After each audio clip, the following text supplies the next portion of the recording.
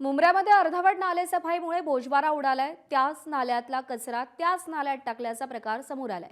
राष्ट्रवादी काँग्रेसचे पदाधिकारी प्रवीण पवार यांनी ठाणे महापालिका घनकचरा विभागाला पत्र लिहिलंय।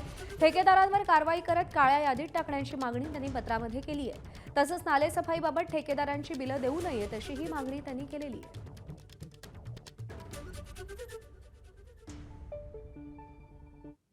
अभिषेक कंपनीकडून एका साईडनी नाल्यातून कचरा उचलला जातो आणि तोच कचरा पुढे 5 मीटरच्या अंतरावर तोच कचरा पुन्हा नाल्यामध्ये टाकला जातो। म्हणजे ही कुठल्या प्रकारची नालेसफाई चालू आहे आपली? ही नालेसफाई चालू नसून हा भ्रष्टाचार चालू आहे। हा ठाणे महानगरपालिकेच्या अधिकाऱ्यांचाही याच्यामध्ये संगनमत आहे।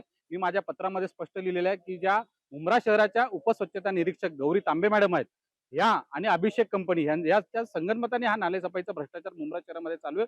ही माझी मागणी आहे की तात्काळ या भ्रष्ट अधिकाऱ्यांना गौरी तांबे मॅडमला तात्काळ निलंबित करण्यात यावं।